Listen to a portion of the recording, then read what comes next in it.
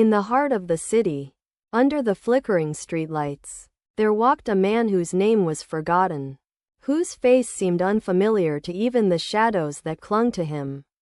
He was neither a stranger nor a local. He was a ghost in the shape of a man. He wore a plain gray coat, worn at the edges, a scarf that hung loosely around his neck, and boots that had seen better days. His hands were always hidden in the pockets, his head tilted slightly downward, as if he carried the weight of the world on his shoulders. Every day, he wandered the streets, never speaking to anyone, never acknowledging the lives that passed him by. He would pause at the window of a cafe, watching people inside laughing and talking, yet never stepping inside. He'd stand before a store, eyes tracing the reflections of those shopping, but he never entered. It was as though he had no place in this world, no place to call his own. The man, if anyone cared to notice, did not exist in the ways others did. He had no documents, no birth certificate, no social security number, nothing that could define him, nothing that could prove he was real. People who had seen him often wondered about him, but no one ever stopped to ask. One cold evening, he stood by the river, staring at the swirling water. The city lights reflected off the surface, creating ripples of gold and silver. He reached into his coat pocket and pulled out a crumpled piece of paper.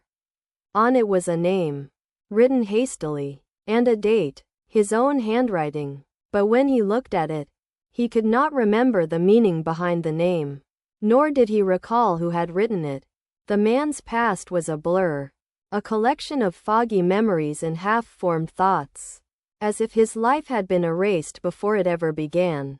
The breeze tugged at his coat, urging him to move, but he stayed where he was. The night was quiet, except for the hum of the city in the distance. For a long while, he watched the river flow, feeling something stir deep inside him, a sense of longing, of loss, though he could not name it.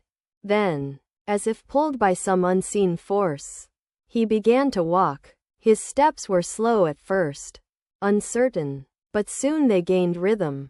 He passed through narrow alleyways, beneath towering buildings, and through quiet parks. He moved like a shadow, unnoticed by most. But at one point, a woman stopped and looked at him.